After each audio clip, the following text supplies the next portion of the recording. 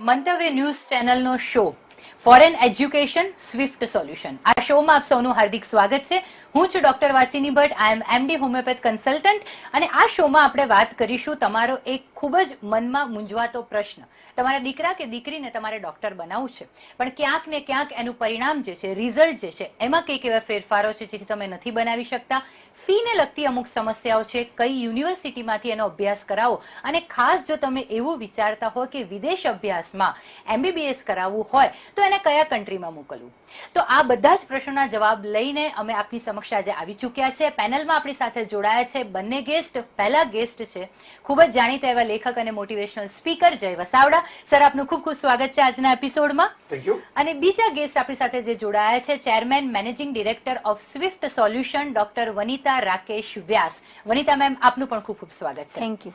જય સર, સૌથી પહેલા આપની સાથે વાત કરીશું કે MBBS કરવા માટે સપોઝ કે ફોરેન જવું છે, રાઈટ? તો કયા કયા કન્ટ્રીઝ એવા છે કે જેને MBBS માટે આપણે સિલેક્ટ કરી શકીએ, અને એમાં પણ તમારા મત અનુસાર એવા કોઈ શોર્ટલિસ્ટ કન્ટ્રી છે કે જ્યાં MBBS કરવું જે છે ઉજ્જવળ ભવિષ્ય માટે એ ખૂબ જ સારું છે? હા, એમાં મેં થોડો ઘણો જે અભ્યાસ કરેલો છે અને એક વખત મેં આખું પ્રવચન કરેલું છે અમદાવાદની અંદર લાઈવ ઓડિયન્સની સામે, અને એ પણ સ્વિફ્ટ સોલ્યુશન લોકો, એ બધા મિત્રો વનિતાબેન ને રાકેશભાઈ જ આયોજન કરેલું. અને એ વખતે પણ હું આ વાત બહુ ડિટેલમાં, ત્યારે તો એક આખું પ્રવચન હતું 1 કલાકનું, એમાં મેં કહેલું કે ભાઈ MBBS કરવા માટે બહાર વિદેશ જવાનું હોય તો લંડનમાં MBBS થાય, અમેરિકામાં ન્યુયોર્કમાં MBBS થાય, સ્વિટ્ઝરલેન્ડમાં MBBS થાય. પણ પછી જયારે તમે ડોલરના, યુરોના, સ્વિસ ફ્રાન્કના આ બધા ભાવ જુઓ ને એટલે તમને ખ્યાલ આવે કે એ MBBS તબિયત આપણી બગડી જાય. એટલે પછી બીજા ડોક્ટર પાસે આપણે જવું પડે કે જે આપણા મનને રિપેર કરે, કે ડિપ્રેશન આવી જાય એ બધા ભાવ ભેગા કરતા કરતા. એટલે એનો જે આપણે કન્વર્ઝન રેટ આપણે જોઈએ. એટલે MBBS તો એવો કોર્સ છે કે જગત આખામાં થાય છે, પણ એવા કેટલાક કન્ટ્રીઝ છે કે જ્યાં એ જ લેવલનું એજ્યુકેશન હોય અને છતાં પૈસા સસ્તા છે, એટલે એફોર્ડેબલ છે. દેશી ગુજરાતીઓ જે આપણે કહીએ તો પોસાય એવું છે, ત્રેવડમાં બેસી જાય એવું છે. તો એ કારણ કે વિદેશ જવા માટે બીજા ખર્ચા પણ થતા હોય ને. આજે માણસ વિદેશ જાય તો એને ખાવા પીવાનો ખર્ચો થાય, રહેવાનો ખર્ચો થાય, કપડાનો ખર્ચો થાય. હવે ઠંડા પ્રદેશોમાં જાય તો 2-4 નવા કોટ લેવા પડે, એવી સાધનો વસાવવા પડે, શૂઝ વસાવવા પડે. એટલે આ સહેલું તો નથી જોતું. ઇવન બાલ મંદિરમાં જવા માટે પણ હવે તો કેટલા ખર્ચા કરવા પડે છે. સાચી વાત. એમાં જાત જાતની વસ્તુઓ ખરીદવી પડે છે. તો એને ધ્યાનમાં રાખતા એટલે બે વસ્તુ જોવી પડે કે એક તો પ્રીમિયમ દેશો છે, પ્રીમિયમ MBBS ઇન્સ્ટિટ્યૂટ છે, તો એના પ્રીમિયમ ભાવ પણ છે. બીજું એડમિશન પણ એટલી ઝડપથી નથી મળતા. બરાબર છે. તમે પ્રીમિયમ ઇન્સ્ટિટ્યૂટમાં જાઓ, તમે એમ કહો કે ભાઈ મારે તો ઓક્સફર્ડમાં જ જવું છે, કે મારે કેમ્બ્રિજમાં જ જવું છે, પણ ઓક્સફર્ડ કેમ્બ્રિજમાં એડમિશન તો મળવા જોઈએ ને જવા માટે. હાર્વર્ડમાં જ જવું છે, ઘણા લોકો એવું કહેતા હોય છે, પણ હાર્વર્ડની પોતાની સિસ્ટમ છે એડમિશન આપવાની. એટલે એ પણ આપણે વિચારવું પડે કે બધા લોકો તો એમાં પણ ક્લિયર નથી થઈ શકવાના. તો સસ્ટેનેબલ ડેવલપમેન્ટ એવો એક શબ્દ છે પર્યાવરણની દુનિયામાં, કે પર્યાવરણનું સંપૂર્ણ રક્ષણ કરો તો માણસે મરી જવું પડે. બરાબર. કારણ કે તો આપણેથી કોથમીરી ખવાય નહીં. એક્ઝેક્ટલી. તો ક્યાંક તો વચ્ચે તમારે બેલેન્સ કરવું પડે. આ બેલેન્સ વાળા જે કન્ટ્રીઓ છે એમાં સૌથી વધારે ઇમ્પોર્ટન્ટ, અને મને મારા અભ્યાસમાં જે આવ્યું એ જોર્જિયા. અચ્છા. અને આ લોકોએ શરૂ કરેલું સ્વિફ્ટ સોલ્યુશન. એ પહેલા પણ મેં એના લેખો વાંચેલા જોર્જિયા વિશે, કે ભાઈ જોર્જિયામાં મેડિકલ માટેની કેવું ઇન્સ્ટિટ્યૂટ છે અને કેવી રીતે દુનિયાભરના વિદ્યાર્થીઓ ત્યાં ભેગા થઈ રહ્યા છે. બરાબર. અને એ ઉપરાંત માલદોવા છે, કઝાકિસ્તાન છે, એટલે યુક્રેન છે, એવા બીજા દેશો, એટલે એ બાજુના મૂળ રશિયામાંથી છૂટા પડેલા મોટા ભાગના દેશો, જેને ઇતિહાસનો થોડો ઘણો રસ હોય એમને ખ્યાલ હશે કે આ બધા દેશો જે એરિયા છે, એટલે એ રશિયા ટુ યુરોપ એ વચ્ચેનું એક કલ્ચર છે. થોડુંક તુર્કિશ કલ્ચર આવે, થોડુંક યુરોપિયન કલ્ચર આવે, થોડુંક રશિયન કલ્ચર આવે, અને થોડુંક જેને વેસ્ટર્ન, આજની ભાષામાં વેસ્ટર્ન, એવું વેસ્ટર્ન કલ્ચર આવે, જેને પોપ કલ્ચર કહે છે ઘણા લોકો. એનું મિક્સઅપ છે આ બધા દેશોમાં. બરાબર. હવે Georgia especially it is on my wish list, કે મારે આ કોવિડ નો નડ્યો હોત તો વનિતાબેન ને ખબર છે, મેં એમને જ સોંપેલું કે મારે જોર્જિયા જવું હોય મારી ઇટિનરી બનાવી દેજો, મારે ફરવા જવું હોય કેવી રીતે જવું. બરાબર. તો હું તો જોર્જિયા ફરવા જવાનો હતો, કારણ કે બહુ જ બ્યુટીફુલ. મેં તો જોર્જિયાના જેટલા ફોટા જોયા છે, અલગ અલગ વ્યક્તિગત મિત્રોના અને ઓનલાઈન બીજા લોકોએ જે મૂક્યા હોય ઇન્સ્ટાગ્રામમાં ને એમાં, કોઈ ડલ ફોટો જ નથી જોયો. એટલે જ્યાં ઉભા રહ્યો ત્યાં બ્યુટીફુલ લોકેશન જ હોય, ન્યુઝીલેન્ડ જેવું છે, કે જ્યાં ઉભો ત્યાં બેકગ્રાઉન્ડ તો સારું જ હોય. એટલે એટલું સરસ બ્યુટીફુલ કન્ટ્રી છે. બરાબર. હું વર્લ્ડ ટ્રાવેલ કરું એમાં એક્સપો જેવી વસ્તુઓમાં જાઉં, જેમ કે મિલાન એક્સપોમાં ગયો તો ત્યાં અલગ અલગ દેશોના પેવેલિયન હતા ઇટાલીમાં. અચ્છા. મિલાનમાં હું ખાસ એક્સપો માટે 2 દિવસ રોકાયેલો. બરાબર. તો ત્યાં જોર્જિયાના પેવેલિયન ની અંદર હું ગયેલો, થોડીક વાતો કરેલી. તો ફૂડની, મ્યુઝિકની, ત્યાં તો પછી ગાવા નાચવાનું ચાલતું હતું એ બધું. એ તો મજા આવી. એ લોકો પણ બહુ આમ જેને કહેવાય ને સિમ્પલ, બ્યુટીફુલ, ફન લવિંગ અને પોઝિટિવ. એટલે અજાણ્યા લોકો સાથે ઝડપથી મિક્સ થાય, કારણ કે અમુક દેશો એવા હોય કે જ્યાં અજાણ્યા લોકો સાથે સ્થાનિક પ્રજા મિક્સ ન થાય, ડિસ્ટન્સ રાખે. અને જોર્જિયામાં એક બીજો ફાયદો મેં એ પણ જોયો કે એ લોકો તો રહેવા માટે પણ વેલકમ કરે છે. તમે અમુક એની શરતોનું પાલન કરો તો તમે ત્યાં નાગરિક તરીકે રોકાવ રહ્યો, એમને વાંધો. જેમ ઘણા દેશો ધક્કા મારી મારીને પાછા મોકલી ગોતીને ધરપકડ કરીને પણ મોકલી દે, એમ નથી કરતા. એ લોકો એમ કહે છે કે તમે અહીં પણ આવો, અમારી ઇકોનોમીને ડેવલપ કરો, અમારા કન્ટ્રીને પણ જરૂર છે સારા રિસોર્સિસની. કારણ કે એ કન્ટ્રી પાસે બ્યુટીફુલ લોકેશન છે, રિસોર્સિસ છે, સરસ હેરિટેજ છે, કલ્ચર છે, મ્યુઝિક છે, ડાન્સ છે. મેં કીધું દેખાવે જ રૂડા નહીં પણ સ્વભાવે પણ રૂડા એવા લોકો છે, પણ વસ્તી બહુ ઓછી છે. એટલે એમને તો જરૂર છે કે બહારથી રિસોર્સિસ આવે. જેમ બ્રિટને આખી દુનિયાના રિસોર્સિસ ભેગા કરીને સુપર પાવરનો દરજ્જો મેળવી લીધો, અને જે અમેરિકાએ પાછળથી મેળવી લીધો આખા જગતના ઇમિગ્રન્ટ્સ ભેગા કરીને, સેમ લોજિક જોર્જિયામાં છે. એટલે જોર્જિયા જવા માટે એમ તો મજા આવે જ, રોકાવાની મજા આવે, વેધર પણ આમ કુલ. તમને જેમ લોકો સ્વિટ્ઝરલેન્ડ જઈને ફોટા પડાવીને સગાવાલાને મોકલે તો પેલા કેમ બધા આડોશ પાડોશ વાળા બતાવે, જો અમારા છોકરા ક્યાં ભણે છે જુઓ તો ખરા. તો જોર્જિયામાં પણ એ ઇફેક્ટ આવી શકે એવા લોકેશન છે. અને સૌથી મહત્વની વાત આ છે કે અત્યારે MBBS ના લર્નિંગ ના જે એંગલ છે, વધારે તો એમાં વનિતાબેન એક્સપર્ટ છે, હું નથી, પણ એમાં મેં જે વાંચ્યું છે, જે અભ્યાસ કર્યો છે એના આધારે કહું છું કે એમાં જોર્જિયા છે એ આગળના રેન્કિંગમાં છે.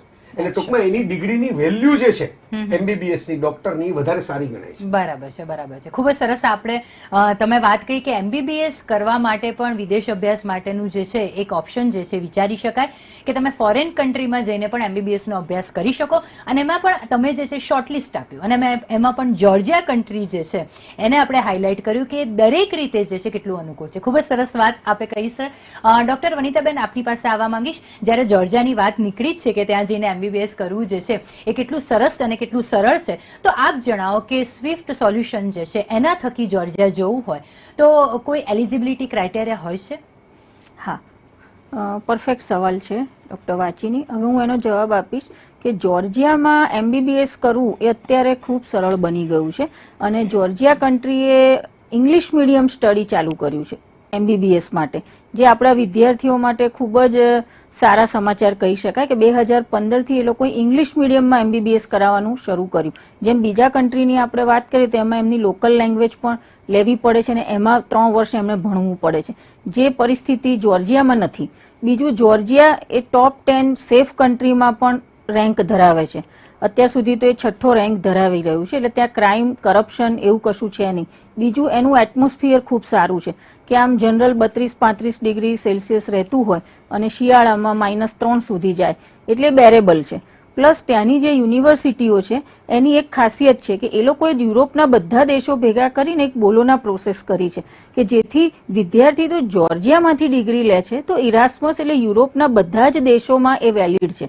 અને આખા યુરોપમાં MBBS કર્યા, જોર્જિયામાં MBBS કર્યા પછી એમને આખા યુરોપમાં ક્યાંય પણ જો જોબ કરવી હોય કે આગળ પોસ્ટ ગ્રેજ્યુએશન કરવું હોય તો એમણે કોઈ જાતની પરીક્ષા પાસ કરવી પડતી નથી. જેમ કે ધારો કે MBBS કરીને ઇન્ડિયામાં આવવું હોય સ્ટુડન્ટે તો એણે MCI ની પરીક્ષા આપવી પડે, મેડિકલ કાઉન્સિલ ઓફ ઇન્ડિયા. એવી જ રીતે જો એને UK જવું હોય તો એને પ્લેબ આપવી પડે, જો એને USA જવું હોય તો એને USMLE આપવી પડે. જ્યારે જોર્જિયામાં થી MBBS કર્યું અને યુરોપના અધર કન્ટ્રીઝમાં જો એને જવું હોય તો એને આવી કોઈ ઇન્ટરનલ પરીક્ષા આપવાની, પ્રમાણિત પરીક્ષા આપવાની જરૂર નથી. એ સીધી ઇન્ટર્નશીપ કરી શકે છે, પ્લસ એ ત્યાં આગળ એનું સ્ટેટસ બનાવી શકે છે, તેને રેસિડેન્ટ પરમિટ મળે છે.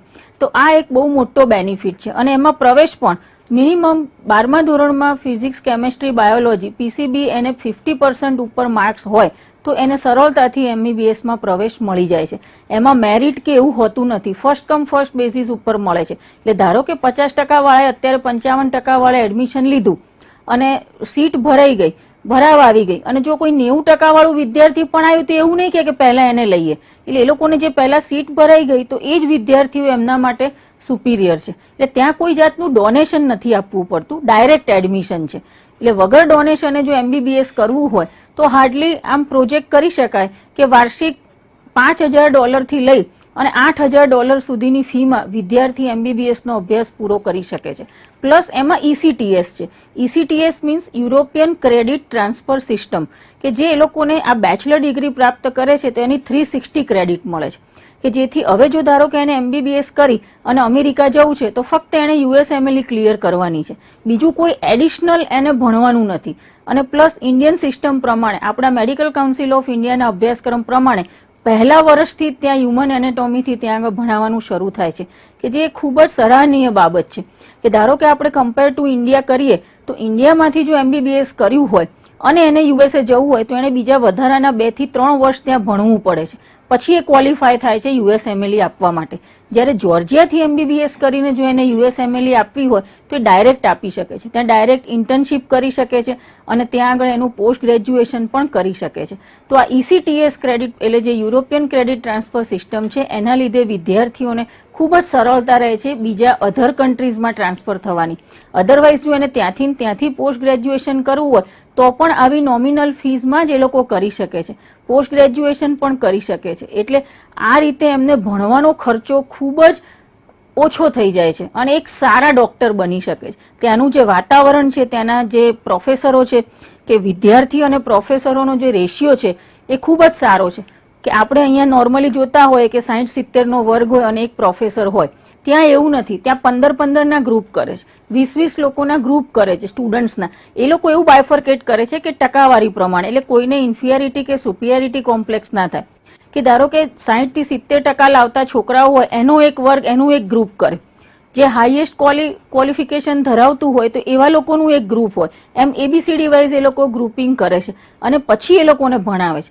પ્લસ એ લોકોના ક્લિનિકલ રોટેશન, જે મેડિકલની ભાષામાં આપણે કહી શકાય કે બીજા કન્ટ્રીમાં જઈને ત્યાંના જે દવાખાનાઓ છે ત્યાં એ લોકોને પ્રેક્ટિકલ ટ્રેનિંગ માટે લઈ જવા, એ બધું આ જ ફીમાં એ લોકો કવર કરે છે, કોઈ એડિશનલ ચાર્જીસ લેતા નથી. પ્લસ ત્યાં રહેવા જમવાનું ખર્ચ પણ એટલું ઓછું આવે છે. લગભગ આપણે આમ એપ્રોક્સ કહી શકીએ કે $250 રહેવું વત્તા જમવું, આવો ખર્ચ ત્યાં આગળ થઈ શકે છે. એ તો નોર્મલ આપણે જોઈએ કે અહીંયા પણ જો ગુજરાતમાં કે કશે રહેવું હોય તો આપણે 15-20 હજાર રૂપિયા તો ખર્ચ થઈ જ જાય, લોજિંગ બોર્ડિંગ. સેમ વસ્તુ છે ત્યાં એવી. એટલે રહેવા ખાવાનું ખર્ચ પણ ત્યાં ખૂબ જ ઓછું આવે છે.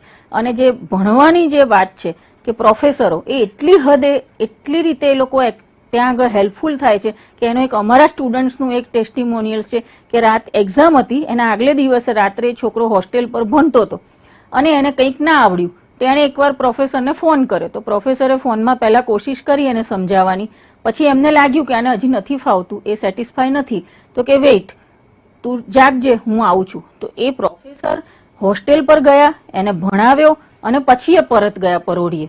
તો આવી રીતે કોણ ભણાવે? પહેલી વસ્તુ કે જે પ્રેક્ટિકલ ટ્રેનિંગ પ્લસ થિયરિકલ, અને બીજું કે ત્યાં કોઈ ડમી ઉપર નહીં, બોડી પાર્ટ્સ ઉપર એ લોકો ટીચિંગ આપે છે કે જેથી સ્ટુડન્ટ્સને પરફેક્ટ નોલેજ મળે. તો આપણે જ્યારે સ્ટુડન્ટ્સને મોકલતા હોઈએ તો ખાલી મોકલવા માટે નહીં, ખાલી ડોક્ટર નહીં પણ એક સારા ડોક્ટર બનાવવા માટે મોકલીએ છીએ. માટે અમે વાલીઓને સજેસ્ટ કરીએ છીએ કે Georgia is better than best, બરાબર, કમ્પેર ટુ અધર કન્ટ્રી. પછી બીજા તો ઘણા કન્ટ્રી છે, ધ ચોઇસ ઇઝ યોર્સ એવું આપણે કહી શકીએ.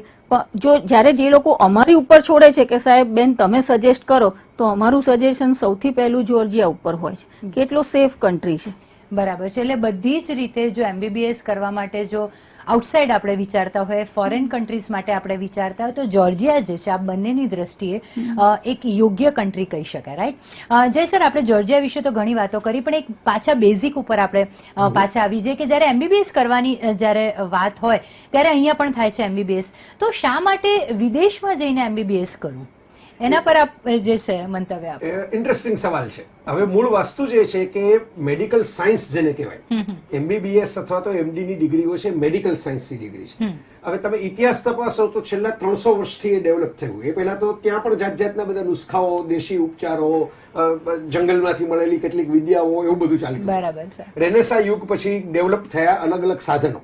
હવે એ આખો ઇતિહાસ જોશો ને, સ્ટેટોસ્કોપ થી શરૂ કરી અને માઇક્રોસ્કોપ સુધીનો, તો એ અલગ અલગ યુરોપના દેશો અને પશ્ચિમના દેશો એ બધામાં જ મોટા ભાગે જોવા મળશે.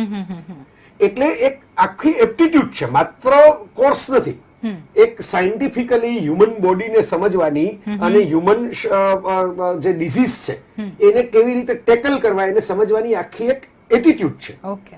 અને એ એટીટ્યુડ જે છે એ પ્રજામાં પણ ઉતરી ગઈ. એટલે હોસ્પિટલ જેને આપણે કહીએ છીએ એ જો ડાયરેક્ટ ઉઠાવેલો કોન્સેપ્ટ છે. કારણ કે અહીં આપણે ત્યાં કઈ હોસ્પિટલો હતી નહીં એક જમાનામાં, એમ્બ્યુલન્સો નહોતી, આ બધી જેને આઈસીયુ કહેવાય એવું કોઈ આઈસીયુ નહોતું, ઇવન જેના માટે બહુ જ આપણે ગુજરાતે મથામણ કરી ઓક્સિજન સિલિન્ડર એ પણ નહોતું. તો આ બધા invention step by step, anaesthesia operation પહેલા એનેસ્થેશિયા આપવામાં આવે, એનેસ્થેશિયા સર્જરી હતી ભારતમાં, સુશ્રુતે સર્જરી કરેલી, પણ અત્યારે પેઇન કિલર અને એનેસ્થેશિયાના જે કોન્સેપ્ટ છે સર્જરીની સાથે જોડાયેલા એ વર્લ્ડમાંથી આવ્યા. એટલે એમબીબીએસ સાથે એક મેન્ટલ એક્સપોઝર થાય, સાયન્ટિફિક એટીટ્યુડનું. એટલે જો આપણે ત્યાં છે ને ડોક્ટરો દવા લખી દે છે આખી જિંદગી, પણ રિસર્ચ નથી આપતા. એક્ઝેક્ટલી. જ્યારે પશ્ચિમમાં કેટલા બધા ડોક્ટરો એવા છે જેમને દવા શોધતા જેમ કે ડાયાલિસિસ નું મશીન કિડનીના રોગીઓ માટે એક ડોક્ટર જ શોધેલું છે, કૃત્રિમ હૃદય એ પણ ડોક્ટરે શોધેલું છે. એટલે આ ઇનોવેટિવ માઇન્ડ ડેવલપ થાય, એક આ મુદ્દો છે. અને બીજો એટલો જ મહત્વનો મુદ્દો છે કે વનિતાબેને એક વાતમાં ઝડપથી વાત કહી દીધી કે તમે બીજા દેશોમાં જાઓ ત્યાં તમારે જો ભવિષ્યમાં કરિયર બનાવ્યું હોય તો એની પરીક્ષાઓ પાસ કરી રાખવી. બરાબર. એટલે અહીં તમે એમબીબીએસ કરીને પછી તમે માનો કે મારે સ્પેશિયલ કોર્સ કરવા માટે બહાર જવું છે તો એના માટે પાછી સેપરેટ પરીક્ષા આપીને ઓલરેડી મેડિકલમાં 10-10 વર્ષ તો માણસના ખર્ચાઈ જતા હોય. એટલે લગ્નની ઉંમર પણ વીતી જતી હોય ઘણી વાર, ત્યારે વધારાના 1-2 વર્ષ ખર્ચી નાખવા પડે એ વધારાની પરીક્ષાઓ. એ પણ ફાયદો. અને વિદેશમાં ભણીને પોતાના સ્વદેશે આવે તો 2 ફાયદા થાય. આપણી તાસીર, આપણા રોગો, આપણી પ્રજા, આપણો ખોરાક, આપણો માહોલ એ તો ખબર જ છે. એની સાથે વર્લ્ડ લેવલનું જે નોલેજ છે, એનું પ્રેક્ટિકલ જે સ્કિલ છે એ પણ ખબર પડી ગઈ. એટલે હવે એ બંનેનું કોમ્બિનેશન થાય તો સરવાળે ફાયદો તો ભારત દેશને થવાનો છે. હા, એ વસ્તુ સાચી છે. એટલે વિદેશમાં જઈને એમબીબીએસ જે છે આપ 100% કરી શકો છો. આપણે ખાલી એટલું ધ્યાન રાખવાનું છે કે કઈ ઇન્સ્ટિટ્યૂટ થ્રુ આપણે જઈ રહ્યા છીએ અને કયો કન્ટ્રી આપણે ચૂઝ કર્યો છે, રાઈટ? વનિતાબેન, ફરીથી આપની પાસે આવીશ કે જ્યારે જોર્જિયાની જે છે ડિટેલિંગ તમે અમારી સાથે શેર કરી તો ઘણી વખત એવું થાય કે સ્ટુડન્ટ જે છે જોર્જિયા જતા હોય પણ વેકેશન કે એવું કંઈક હોય તો એમને ફરીથી જે છે પોતાના પેરેન્ટ્સને મળવાનું મન થાય, ફેમિલીને મળવાનું મન થાય, તો એ લોકો શું સરળતાથી ભારત પાછા આવી શકે છે વેકેશનમાં? હા, બિલકુલ આવી શકે છે. જ્યારે એ લોકોનું સ્ટડી ચાલુ હોય એ લોકોને સ્ટુડન્ટ વિઝા મળે છે, પણ એમની જે કેટેગરી હોય છે D3 કેટેગરી હોય છે, એટલે કે એમને ત્યાં રેસિડેન્સી પણ જોડે મળે છે. સ્ટુડન્ટને રેસિડેન્સી પ્રાપ્ત થાય છે, એટલે એના ઉપર જ એ લોકો આવજા કરી શકે છે. હા, કોઈ ખાસ કારણ હોય અથવા તો એમને મિડ-ટર્મ હોય કે એમને લાંબુ વેકેશન પડ્યું હોય ત્યારે પણ એ લોકો આવી શકતા હોય છે. અને એમના માતા પિતાને પણ જે ક્યારેક આવવું જવું હોય તો એ લોકો પણ યુનિવર્સિટીની લેટર અને મંજૂરી સાથે એ લોકોને પણ ઇન્વાઇટ કરી શકતા હોય છે. એટલે બાળકોને એ વસ્તુ સતાવતી નથી કે મા બાપને એવું નથી થતું કે મારો છોકરો હવે એક વખત ભણવા ગયો તે પાછો ક્યારે આવી શકશે. દર વર્ષે છોકરાઓ આમ વેકેશન પડે ત્યારે અહીંયા આવી જતા હોય છે અને વાલીઓ પણ ત્યાં અવર જવર કરતા હોય છે. વાલીઓને પણ જો એમની સાથે 2-3 મહિના કે at least max to max 6 month સુધી એ લોકો ત્યાં આગળ રોકાઈ શકે એવા લેટર પણ યુનિવર્સિટી ઇસ્યુ કરી આપતી હોય છે. અને મેડિકલ સ્ટડી એટલે નંબર 1 સ્ટડી. આજે એમાં કોન્સન્ટ્રેશન પણ એટલું જ જોઈએ. એટલે ઘણીવાર વિદ્યાર્થીઓ પછી યુરોપના બીજા દેશોમાં ફરવા જતા રહેતા હોય છે. ક્યારેક એમ થાય કે હવે ઘરે પાછા જઈ આવીએ વેકેશનમાં, તો આવી પણ જતા હોય છે. ટૂંકમાં તમે જે સવાલ પૂછ્યો કે આવી શકે કે ના આવી શકે, તો એ બિલકુલ આવી શકે છે. અને એના માટે હા, પણ એટલું ખરું કે યુનિવર્સિટીમાં ઓફિશિયલ ઈમેલ દ્વારા કે પત્ર દ્વારા કે અરજી દ્વારા એમને મંજૂરી લઈ અને પછી આવજા કરવી જોઈએ. એમને એમ કીધા કર્યા વગર આવી જાઓ તો એમાં તમને ફાઇન થતો હોય છે. યસ, એ નોર્મલ પ્રોસિજર છે કે કોઈ પણ જગ્યાએ તમે અભ્યાસ કરતા હો ત્યાંથી ઓફિશિયલ પરમિશનની સાથે જ છે તમે આવી શકો છો. ખૂબ જ સરસ આપણે ડિટેલિંગ કર્યું વનિતાબેન. હવે એક પ્રશ્ન એ છે કે જ્યારે ગુજરાતીઓ એવું વિચારતા હોય કે મારા બાળકને ત્યાં અભ્યાસ કરવા માટે મારે મોકલવો છે તો સૌથી પહેલા એ પણ એક પ્રશ્ન થાય કે શું તે બીજા ગુજરાતીઓ છે, ભારતીયો છે? તો એ પરથી પણ એક આઈડિયા લેતા હોય છે કે ચલો એમને પોતાનું કલ્ચર જે છે, પોતાના વ્યક્તિઓ જે છે તે મળી શકશે. હા, હવે છેલ્લા 3 વર્ષના જો અમે સરેરાશ જોવા જઈએ તો જોર્જિયામાં એમબીબીએસ કરવા જનાર વિદ્યાર્થીઓની, ગુજરાતમાંથી જનાર વિદ્યાર્થીઓની સંખ્યા આશરે 3 થી 5 હજાર સ્ટુડન્ટ્સની છે. બરાબર. એટલે એ લોકો 5-5 વર્ષ માટે ત્યાં આગળ સ્ટડી માટે જાય છે.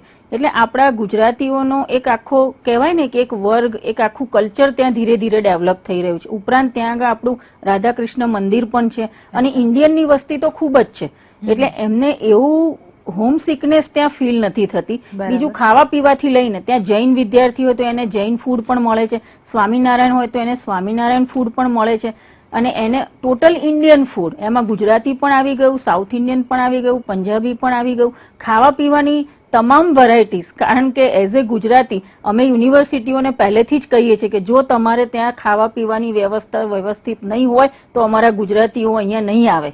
કારણ કે દરેક માતા પિતાને એ ચિંતા સતાવતી હોય છે કે મારો દીકરો કે મારી દીકરી એને રહેવા ખાવાનું કેવું હશે. તો આ એક બહુ મહત્વનો મુદ્દો છે અને એ યુનિવર્સિટીઓને પણ ખબર છે, એટલે ત્યાં હોસ્ટેલની મેસમાં આ બધી જ સગવડ એ લોકો પૂરી પાડે છે, એટલે એ પણ ત્યાં આગળ સુવિધા છે જ. ઓકે, ખૂબ જ સરસ તમે જે છે વાત કરી. અને આઈ થિંક આપ બંનેની સાથે વાત કર્યા પછી એક વસ્તુ બિલકુલ ક્લિયર છે કે જો વિદેશ અભ્યાસ માટે અને ખાસ MBBS કરવા માટે જો ફોરેન કન્ટ્રીઝમાં જવું હોય તો જોર્જિયા જે છે એ આઈ થિંક શોર્ટલિસ્ટ એક કન્ટ્રી કહી શકાય આ બંનેના મત મુજબ. So thank you so much જય સર અમારી સાથે આ શોમાં જોડાવા બદલ, અને ડોક્ટર વનિતા વ્યાસ આપનો પણ ખૂબ ખૂબ આભાર આ શોમાં અમારી સાથે જોડાવા બદલ. તો મિત્રો આઈ થિંક આજના એપિસોડ પછી ઘણી બધી ક્લેરિટી આવી ગઈ હશે કે જો તમે તમારા બાળકને MBBS નો અભ્યાસ કરાવવા માંગતા હોય અને એમાં પણ ફોરેન કન્ટ્રીઝ જે છે એ તમારા ઓપ્શનમાં હોય તો ફોરેનમાં MBBS 100% કરી શકાય. અને એમાં પણ જોર્જિયા જે છે કે જે સુરક્ષિત પણ છે અને એમાં સગવડ પણ છે અને ખૂબ જ સરળતાથી સ્વિફ્ટ સોલ્યુશન દ્વારા તમે તમારા બાળકને જે છે જોર્જિયા MBBS કરવા માટે મોકલી શકો છો. તો મંતવ્ય ન્યૂઝ ચેનલના માધ્યમથી ફરી એક વખત હું આપ સૌની આભારી છું. ફરીથી મળીશું એક નવા એપિસોડમાં. ત્યાં સુધી મને રજા આપશો. Thank you.